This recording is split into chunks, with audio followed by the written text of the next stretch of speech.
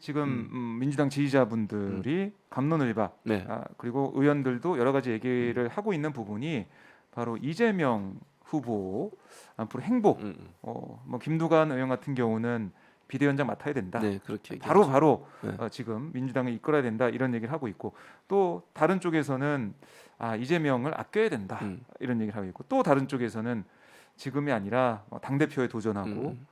이렇게 좀 시차를 좀 두고 가야 되는 게 아니냐 음. 뭐 여러 가지 얘기가 나오고 있어요. 그렇죠. 교수님은 좀 어떻게 보고 계십니까? 저는 사실은 개인적인 의견을 말씀을 네. 드릴게요. 개인적으로는 저는 8월 전당대회 때 당 대표로 역할을 하시는 게 필요하다고 개인적인 생각입니다. 이거는 제가 개인적으로는 분명히 말씀드려요. 개인적인 네. 거고요. 지금 비대위원장에 들어오시는 것은 저는 바람직하지도 않고 본인도 고려하지 않는 것으로 알고 있습니다. 네. 측근들도. 아하. 그래서 그거는 아닌 것 같아요. 왜냐하면 이제 지방선거라고 하는 것이 물론 전국 단위 선거긴 하지만 지역의 당협위원장 중심으로 선거가 치러질 수밖에 없잖아요. 네. 지역 중심의 선거일 수밖에 없어요. 전국 단위로 치러지지만 대선하고 다르게 그런 상황에서 이재명 이제 만약에 비대위원이 되신다 하더라도 역할이 좀 한계가 있을 수 있고 또 이제 얼마 안 됐잖아요 시간이. 네. 좀 휴식기가 필요하다고 저는 봐요. 너무 지난주 수요일에 네, 선거가 네. 치러졌죠. 그런데 바로 또 음, 비대위를 맡는다. 이것도 모양새가 그렇게 좋지 않고 국민들이 볼 때, 그러니까 지지자들이 당연히 저도 빨리 나왔으면 좋겠어요. 개인적으로는 그런 마음이 있어요. 근데 네.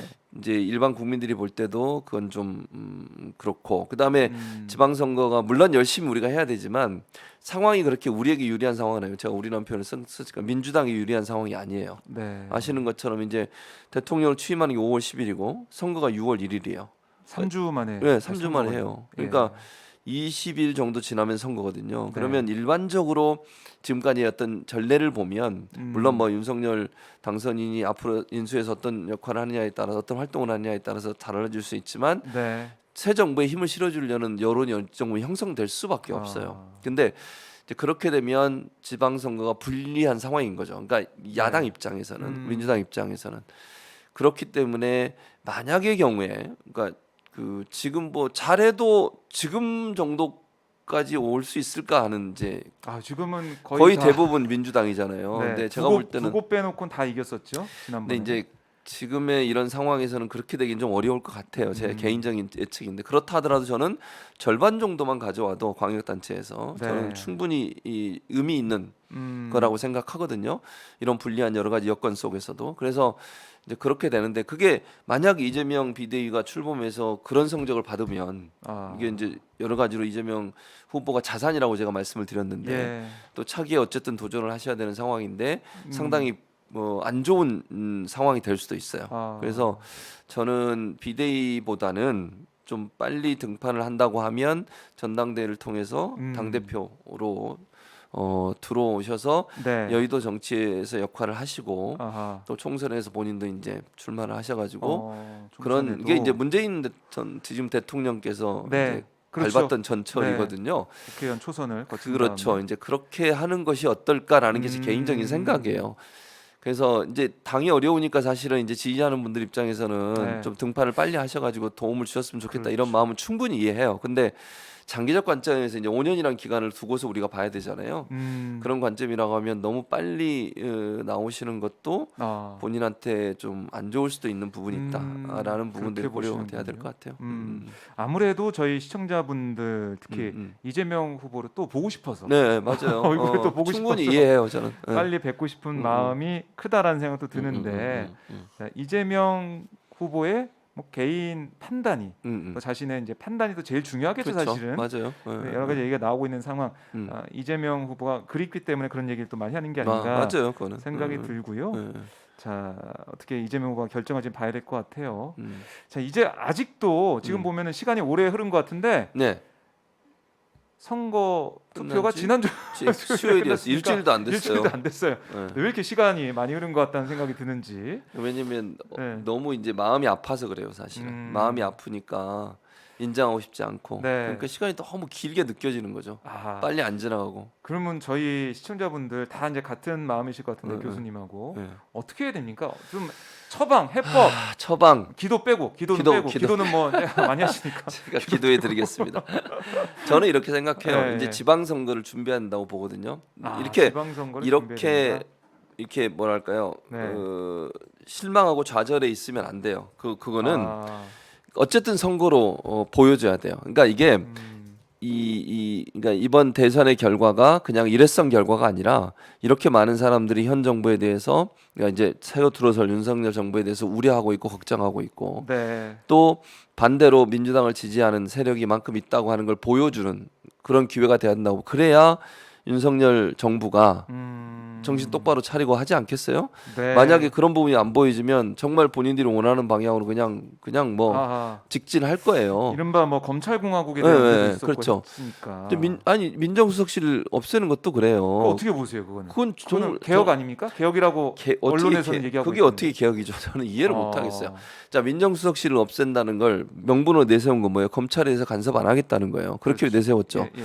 근데 그러면 검찰을 누가 견제를 하고 통제를 하죠? 통제라는 표현은 맞지 않고 견제를 어떻게 하죠? 견제하는 기관이 공수처가 있는데 공수처가 제대로 역할을 못 하잖아요. 그것도 윤석열 당선인은 뭐라 그랬습니까? 공수처의 역할을 아예 무력화시키겠다는 여러 가지 얘기를 했어요. 그렇죠. 본인 후보 시절에. 검찰과 경찰이 네. 이 비리도 수사를 할 수 있게 하고 네, 네. 여러 가지 권력을 네. 나누겠다라고 했죠. 그렇죠. 그리고 제가 볼 때는 없앨 수는 없으니까. 왜냐하면 법으로 만들어놨으니까. 지원을 안 하거나 인력 파견을 안 하거나 예산을 줄이거나 이런 방법으로 해서 고사시키는 방법이 있어요. 그렇게 하지 않을까 하는 우려도 있어요. 물론 뭐 네. 앞으로 어떻게 할지 모르겠습니다만. 그럼 검찰을 자 인사도 독립적으로 해라. 그다음에 법무부의 수사지휘권도 폐지하겠다. 그다음에 예산도 독립적으로 하겠다. 민정수석실이 이제 검찰이 일단 뭐 청와대에서 견제하는 역할을 했다고 볼 수 있는데 물론 뭐 부정적으로 보면 그게 통제가 될 수도 있겠지만 네. 그런 역할도 안 해요. 그럼 검찰은 그냥 검찰 자기 스스로의 공화국을 더 크게 만들 수 있다고 저는 봐요. 그렇네요. 그러니까 검찰이- 거기에 이제 중요한 건 검찰총장에 누구를 안 치느냐의 문제잖아요. 그렇죠. 그 코드가 만약 맞는 사람 안 쳐놓으면 아, 그걸 누가 컨트롤하냐고요. 그럼 검찰을. 그냥 알아서 아무런 견제 없이 당연하죠. 굴러가는데 응. 그게 과연 국민들에게 도움이 되는 쪽으로 갈 것이냐? 그렇죠. 의구심이 생긴다는 그러니까 거네요. 민정수석실을 없애는 것도 겉으로 보기에는 마치 청와대가 검찰에 간섭 안 하는 것처럼 보이긴 하지만 검찰을 완전히 독립적으로 운영되는 기관으로 만들어 놓는데 중요한 네. 건 그런 상황에서 검찰의 수장이 누가 되느냐는 결국 엄청난 영향을 미치게 되는 거죠. 그러니까 다양한 형태의 견제 장치들이 존재하고 있으면 검찰이 잘못된 길로 가더라도 법무부가 견제하고 법무부 장관이 일정 부분 견제를 해서 그런 일이 안 되도록 막을 수 있잖아요. 네. 지난번에 예를 들면 뭐 그 인사권을 갖고 있다거나 아니면 예산권을 갖고 있으면 그 인사권과 예산권을 통해서 통제가 가능한 거잖아요. 일정 부분 그렇죠. 견제가 가능한 건데 네. 그런 부분까지 다 독립을 시켜줘 아하. 버리면 검찰은 아무에게도 통제를 안 받는 거예요. 아유. 근데 그게 만약에 대통령과 코드가 맞는 사람이 검찰총장이 되거나 서울지검장 네. 중앙지검장이 돼 보세요. 그럼 어떻게 되겠어요? 수사나 아니면 이런 게 음. 그런 우려가 있는 거고요. 그래서 저는 그런 부분들이 결국은 윤석열 정부에서 상당히 여러 가지 문제점을 양산하는 요소로 작용하지 않을까 생각해요. 개인적으로. 그런 부분이 지금 염려되고 우려가 되고 있기 때문에 그런 윤석열 당선인의 윤석열 정부의 독주를 막기 위해서는 그렇죠. 이번 선거가 중요하다. 중요하죠. 지방선거가. 왜냐하면 지방선거에서 어떤 결과가 나오느냐에 따라서 일단 국민의힘이나 윤석열 정부가 긴장할 수 있어요. 네. 저는 만약에 뭐 절반 이상만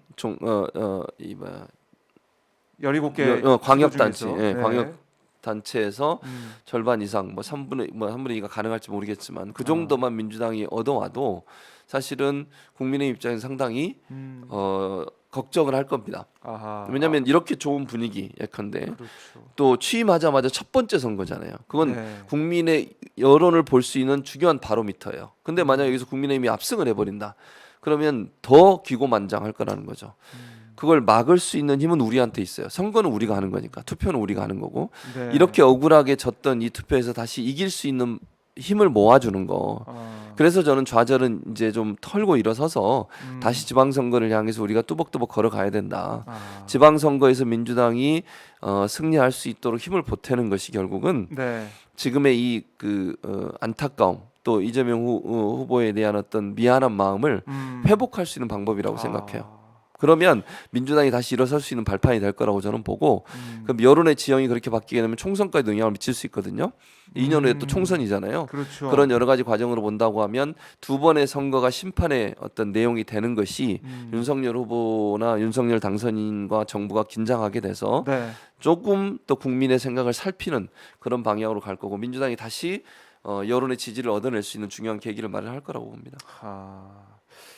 이제는 뭐 훌훌 털고 네. 일어날 때다. 그럼요.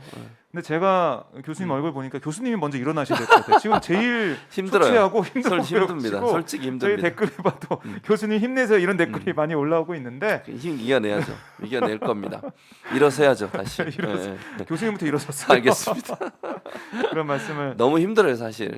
의욕도 그러니까. 없고. 저희 방송 들어오기 전에 잠깐 얘기 나눴는데 정말 힘들어하는 그런 느낌을 저도 많이 받았습니다. 하지만 지방선거가 지금 코앞이고 지방선거 결과에 따라서 앞으로 이제 향후 5년 특히 이 총선부터 해서 다 결정이 되는 상황이다 말씀하고 그렇죠. 계시고 자, 이런 질문 들어왔습니다. 예. 우리 교수님. 예.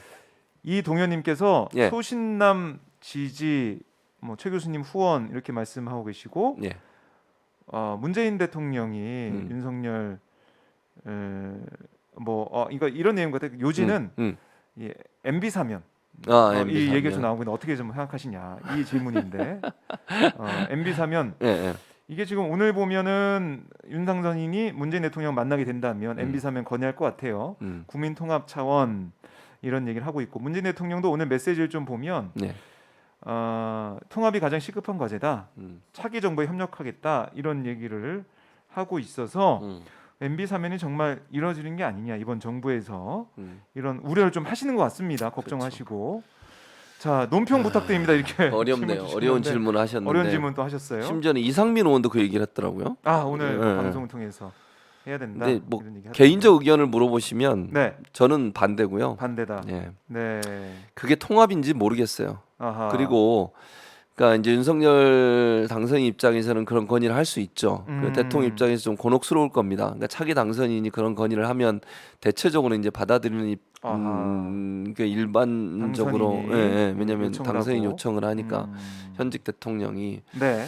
근데 제가 볼 때는 그거는 본인의 짐을 문재인 대통령에 떠넘기는 거잖아요. 결국은 본인이 대통령이 돼서 나중에 사면하면 되는데 그렇죠. 이제 그게 논란이 될 수 있거든요. 그러니까 박근혜 전 대통령은 또 달라요. 이명박 전 대통령에 대한 정서는 국민들의 정서가 그렇죠. 부정부패 그다음에 대통령이 어떻게 그런 행동을 막 뭐 회사 차리고 뭐 이래 가지고 막 돈하고 양복 받고 이런 거잖아요. 네. 그래서 저는 문재인 대통령이 안 하셨으면 좋겠어요. 개인적인 생각이에요. 그리고 그렇게 하면 민주당을 지지하는 분들 입장에서 상당히 좀 실망하지 않을까 하는 생각도 들어요. 사실 개인적으로.